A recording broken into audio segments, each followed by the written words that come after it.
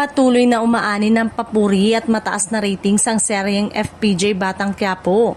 Ngunit sa likod ng kamera, may umiikot na mga balita tungkol sa dinamika ng cast. Ayon sa mga chismis sa social media at entertainment forums, may ilang bagong artista sa serye na di umano'y kinakabahan sa pakikipag-eksena kay Coco Martin, lalo na sa mga action scene na mas intense kaysa sa dati. Kasama sa mga bagong entry sa seryang ilan sa kanila ay veteran actors na inaasang magdadala ng karanasan at bigating presence sa ensemble cast. Habang ang iba naman ay rising stars na inaasang magbibigay ng fresh energy sa palabas.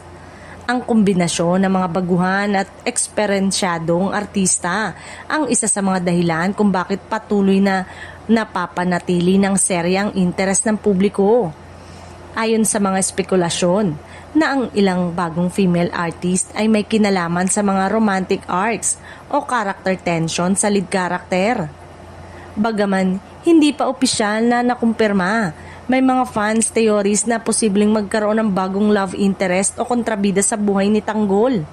Ang mga ganito ay nagiging bahagi na ng excitement ng fans habang sinusubaybayan ang bawat episode. Gayunpaman, nagiging paraan ito para mas mapukaw ang interes ng mga manonood at mapanatili ang engagement sa palabas.